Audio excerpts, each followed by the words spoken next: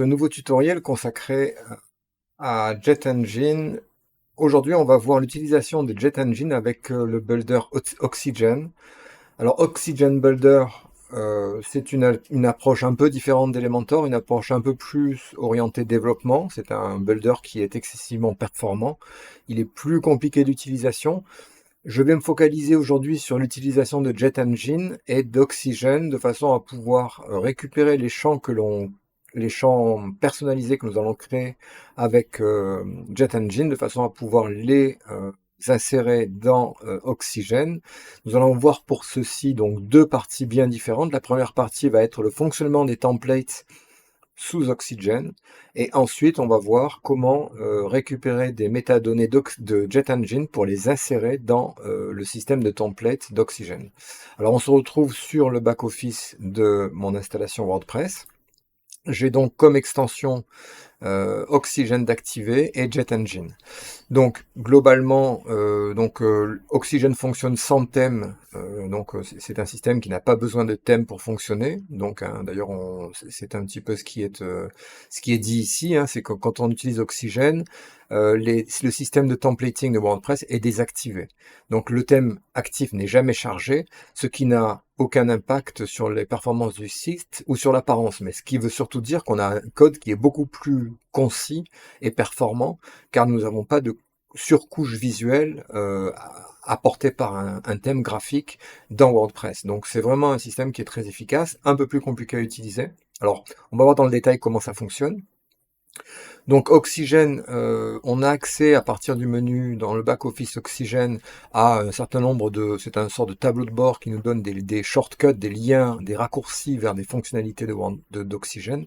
Alors on peut ajouter de nouvelles pages à partir d'ici, accéder à la librairie, donc c'est une sorte de bibliothèque de design prédéfinie qu'on peut faire avec Oxygen. Et puis, on a aussi les templates. Alors, c'est ce qu'on va voir en premier, c'est-à-dire les modèles. Alors, un template, c'est quoi? C'est lorsque je vais sur un site, que je prenne n'importe quel site, si je vais sur lemonde.fr, par exemple, on a, comme sur tous les sites, un site est toujours constitué globalement de la même chose, c'est-à-dire d'un en-tête qui comprend généralement le logo du site et un menu de navigation. Ensuite, une zone de contenu, donc c'est une zone qui est dynamique, c'est-à-dire qui change sur chaque page du site. Et ensuite, tout en bas, on termine généralement, mais dans ce cas précis, c'est un scrolling infini, donc on n'arrivera jamais à arriver en bas sur le footer, mais généralement, on termine par un footer. Donc globalement, l'entête et le footer, ainsi que la zone de contenu, sont mises en place par un template, un modèle. Donc sur Oxygen, si je vais sur les templates, ici, j'accède aussi directement ici aux templates, je vais créer un nouveau template que je vais appeler main template, un template principal. Main template. Voilà, donc où ce template va-t-il être appliqué? Donc là, c'est un template. Alors on peut lui forcer, disons, à ne l'utiliser que sur certains types de contenus de WordPress. Pour l'instant, je ne vais pas toucher ça, on va y revenir après. Et je vais faire publier et edit avec Oxygen. Donc l'idée de ce template de base, finalement, c'est finalement, on va mettre trois éléments importants, trois sections importantes sur le template. La première, ça va être l'entête. Ensuite, on va mettre la zone de contenu, c'est-à-dire la zone dynamique qui sera remplie suivant les cas par le contenu des pages ou le contenu des articles. Et on terminera par la dernière partie du template qui sera le footer. Alors je vais mettre en place ici dans donc les ajouts d'éléments d'Oxygen dans la library, on va aller chercher un design set, donc je vais prendre le design atomique par exemple, et je vais sélectionner là-dedans un en-tête. Alors on va mettre un en-tête standard comme ceci par exemple. Voilà, je vais avoir un en-tête avec un numéro de téléphone, enfin des éléments dans l'en-tête. Ensuite je vais mettre en place une zone de contenu. Alors c'est la content. Alors on appelle ça content area, mais sous Oxygen cela s'appelle inner content. Donc c'est le contenu qui sera une zone dynamique et qui sera remplacé à la volée par le contenu des pages, etc. Et on terminera ensuite par un footer. Donc là on a un footer, je vais mettre un footer assez simple, voilà comme ceci. Voilà, donc on a donc bien sur ce template, sur ce modèle, un en-tête, ensuite une zone de contenu qui changera suivant les pages du site. Et pour terminer, on a le footer en bas. Donc là, je ne vais pas toucher les éléments de texte ni rien, simplement je vous montre la hiérarchie des informations, la structure du templating système qu'on va utiliser. Donc là, j'enregistre mon template, je quitte, je retourne donc sur mon back-office, et là, théoriquement, on va voir qu'est-ce qui se passe si j'essaye d'aller sur une page. Alors ça, je vais aller le mettre à la corbeille. Voilà, je vais créer une nouvelle page. Je vais appeler page. En plus, je vais appeler accueil directement, hein. Accueil. Je fais publier, publier. Et là, si je fais voir la page, on voit qu'il n'y a absolument aucun template qui est appliqué à la page. Pourquoi? Ben parce que justement, il manque ces fameuses règles qui vont nous permettre d'associer le template à la structure de WordPress pour ce qui concerne les affichages. Je retourne sur mon tableau de bord. Sur le tableau de bord, je retourne dans Oxygen, dans mes templates. Et donc, ce main template, je vais simplement le modifier. Ici, à la question Where does this template apply? Je vais donc, si je fais par exemple catch all, c'est-à-dire s'insérer dans tous les contenus de WordPress, je fais mettre à jour. Voilà. Si je retourne sur mes pages, la page d'accueil, je fais voir. Voilà. Maintenant, on a bien l'entête qui s'affiche. Ensuite, la zone de contenu, mais pour l'instant qui est vide. Et ensuite, le footer. Alors, on va modifier cette page avec Oxygen. Donc, je vais aller sur la page ici, accueil. Je vais faire edit avec Oxygen. Donc là, alors, comprenez bien qu'on est en train de modifier la page elle-même, hein. C'est-à-dire qu'on n'a pas accès au modèle, donc on n'a pas accès ni à l'entête ni au footer, on a accès uniquement à la inner content, c'est-à-dire le contenu dynamique, où là, ben, je vais pouvoir alors aller aussi dans la library, je vais récupérer un design set atomique, et je vais mettre un élément qui va être par exemple un call to action. Je vais mettre ça. Voilà, donc j'ai bien le call to action qui s'affiche, qui est inséré dans mon modèle, donc je sauvegarde. Voilà, je reviens sur le back-office. Alors cette page d'accueil, je vais aller la régler dans Réglages lecture. Je vais l'associer à la page d'accueil de mon site, hein, à l'URL de mon site. Donc page d'accueil, c'est la page accueil, enregistrée. Et maintenant, donc si je vais sur ma page d'accueil, on a bien l'entête, la zone de contenu et ensuite le footer. Alors, l'idée, en fait, c'est que en manipulant les templates, hein, et là j'ai créé un template qui est affecté à l'intégralité de mon site, je pourrais très bien faire un deuxième template, hein, que j'appellerais par exemple All Pages Templates, par exemple, qui serait accessible, enfin qui serait associé, pardon, à toutes les pages, par exemple, tous les articles. J'ai des règles d'association de ce template-là, qui ferait que je pourrais, à ce moment-là, cumuler plusieurs templates et, suivant les cas, appliquer un template ou l'autre. Alors généralement, c'est quelque chose que alors je ne vais pas faire parce que généralement, on a un template pour l'intégralité du site. C'est quand même relativement rare d'avoir plusieurs templates, puisque le but d'un template, c'est de simplifier le travail de création en ne créant qu'un seul modèle qu'on va utiliser pour l'intégralité du site. Donc, par contre, ce qu'il est parfois intéressant de faire, c'est de surcharger le template. Alors, qu'est-ce que veut dire surcharger un template? Alors, c'est une notion d'héritage. C'est un peu ce qu'on retrouve dans Oxygen ici, dans Inherit Design from Other Templates. C'est cette notion d'héritage qui va me permettre d'aller un peu plus loin. Alors, si je reprends le template de base, ici dans Oxygen, template, donc je vais quitter, voilà. Donc ce template, j'ai fait un main template, celui-là on va le mettre à la corbeille. Et finalement, dans ce template-là, j'ai simplement défini un en-tête, une zone de contenu, et ensuite un footer. Donc ça marche bien sur les pages de mon site, hein, puisque là, si je fais voir la page d'accueil, le template est bien appliqué à la page. De la même manière, si j'avais un article, alors j'ai des articles tests, si je regarde un article, j'ai bien également l'article qui s'affiche sur mon template, donc ça c'est parfait. Mais imaginons que je souhaite aller un peu plus loin et que je souhaite maintenant récupérer des champs méta, des champs personnalisés de Jet Engine. Comment est-ce que je ferai? Alors, on va découpler l'opération en deux temps. Les premiers temps, on va aller créer sur Jet Engine une metabox. Alors on va pas créer de post type parce que je vais me caler sur le type article, hein. Donc ce que je veux, si vous voulez, je vais vous donner déjà à quoi on veut arriver. Je veux arriver à ce que sur chacun des articles, je puisse associer un prix. Voilà, il me faudrait un nouveau champ qui s'appelle prix, et je puisse dire, bon, cet article-là coûte 100 euros, et l'article suivant coûte 50 euros, par exemple. Donc évidemment, j'ai pas de champ pour l'instant qui me permet de faire ça, donc je vais utiliser JetEngine ici. Je vais utiliser les metabox parce que les metabox me permettent de créer des groupes de champs que je peux affecter à des types de données qui existent déjà, comme par exemple le type article ou le type page. Donc je crée une nouvelle metabox. Je lui donne un titre, je vais l'appeler post fields, par exemple.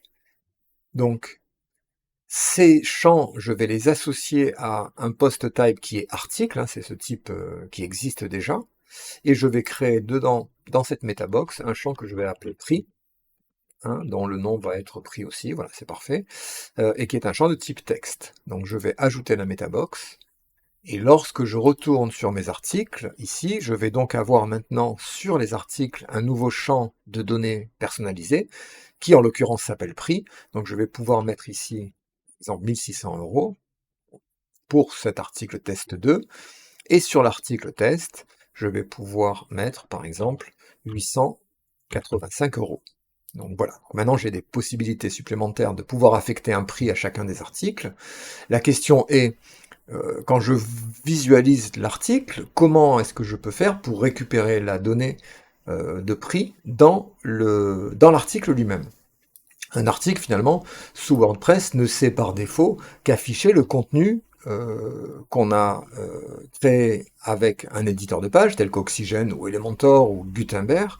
Éventuellement, il peut aussi afficher les informations qui sont reliées à cet article, telles que la taxonomie, la catégorie, telles que les étiquettes qui sont associées à l'article, la date de publication, la date de modification. Mais ce champ prix, pour l'instant, WordPress ne sait pas l'afficher car il ne fait pas partie des champs que WordPress connaît. Alors, l'idée va être la suivante, on va surcharger le template Oxygène qu'on a créé qui s'appelle main template. Je vais ajouter un nouveau template que je vais appeler single post template, hein, de façon à savoir que ce template-là, ce modèle-là va être associé à l'affichage single d'un seul post article. Donc c'est un template qui va être associé à l'affichage d'un seul article. Et je vais tout de suite faire hériter ce template de main template. Donc ça veut dire que en faisant ça, je publie mon template, je mets à jour, j'édite avec Oxygène le template, eh bien on va avoir, par la notion d'héritage, déjà un en-tête et un footer. Donc cet en-tête ici à l'écran et ce footer proviennent par héritage du template, du main template, c'est-à-dire du template qu'on a créé tout à l'heure. Et finalement, ça me permet d'hériter de l'en-tête et du footer et de ne travailler que sur le inner content, c'est-à-dire sur le contenu. Alors de quoi? Eh bien de l'article, puisque je suis en train de créer un template pour afficher un seul article, pour afficher le contenu de l'article. Alors on va commencer à mettre en place ces éléments. Je vais rester simple hein, pour les besoins de ce tutoriel. Donc je vais récupérer une image déjà. Cette image-là, alors c'est quoi? C'est ce que je veux récupérer, c'est l'image à la une finalement.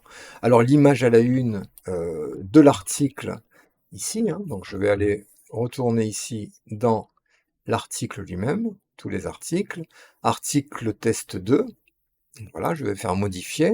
Donc on a bien une image à la une ici, un article test 2. Donc je veux afficher dans le template l'image à la une qui est associée à l'article qu'on va souhaiter, afficher. Alors je vais prévisualiser mes données avec article test 2. Voilà. Et cette image, c'est pas une image statique évidemment, parce que ça ne marcherait pas, donc c'est une image forcément dynamique. On accède aux données dynamiques dans Oxygène avec ici le bouton Data. Donc je clique sur Data, et là évidemment j'ai donc accès à la Featured Image, à l'image à la une de mon article. Donc je sélectionne cette image-là, et tout de suite on voit que l'image apparaît. Alors, cette image-là, on pourrait la resizer pour qu'elle ne soit pas trop grande. Alors, je vais travailler en pourcentage, et je vais travailler, par exemple, à 40%. Voilà. Donc là, c'est parfait. Ensuite, on va souhaiter dans le inner content, alors je vais mettre juste un div supplémentaire, voilà, qui va me permettre de, alors le div, je vais le passer ici, dessous, voilà. Ce div-là, je vais le centrer. Je vais rajouter avant l'image un titre. Alors, ce titre, c'est quoi? Ben, c'est simplement, ou même au-dessous, c'est parfait, c'est le titre de l'article, donc c'est pas un contenu statique non plus, hein. Alors, là, on voit qu'on n'a pas le bouton data, mais en double-cliquant sur l'élément lui-même, le bouton data se retrouve en haut de l'écran, ici, Insert Data. Donc, je vais faire Insert Data et je vais récupérer le post title. Voilà, je peux même mettre, alors un lien non parce que je suis sur un article single, donc il n'y a pas d'intérêt de mettre un lien.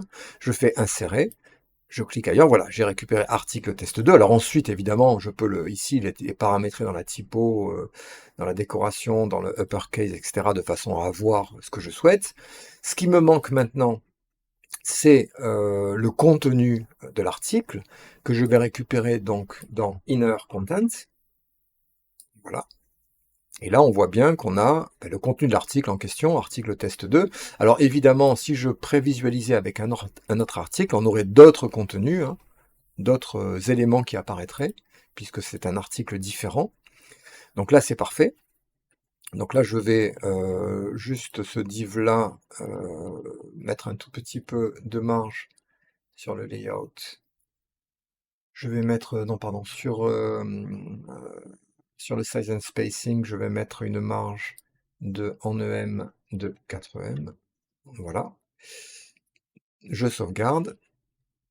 Maintenant, l'idée, c'est de récupérer également le prix, c'est-à-dire la donnée, la métadonnée que j'ai créée avec JetEngine. Donc, comment faire? Eh bien, je vais créer un autre heading, voilà, que je vais mettre juste au-dessous du titre. Voilà, ici. Hop.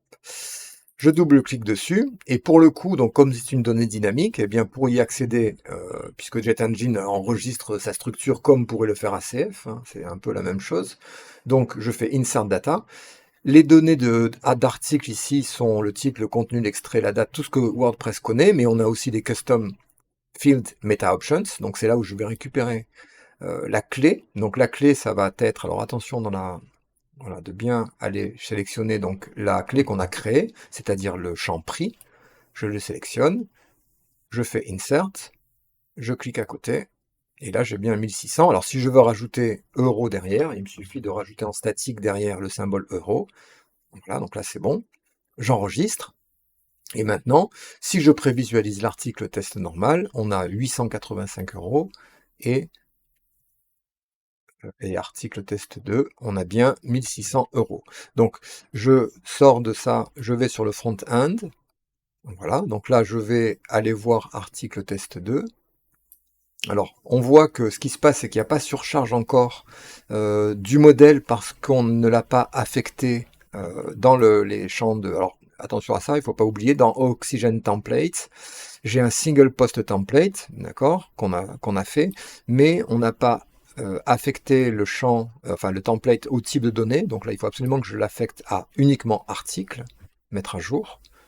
C'est fait. Donc là, ça ne change rien pour mes pages. Par contre, si je vais éditer article, alors je vais aller ici on va récupérer le lien ici hein, dans les articles. Article test 2, je fais voir. Et là, j'ai bien le lien, le template qui s'affiche, qui s'associe, qui est associé à l'article. J'ai bien l'entête, le contenu avec article test de 1600 €.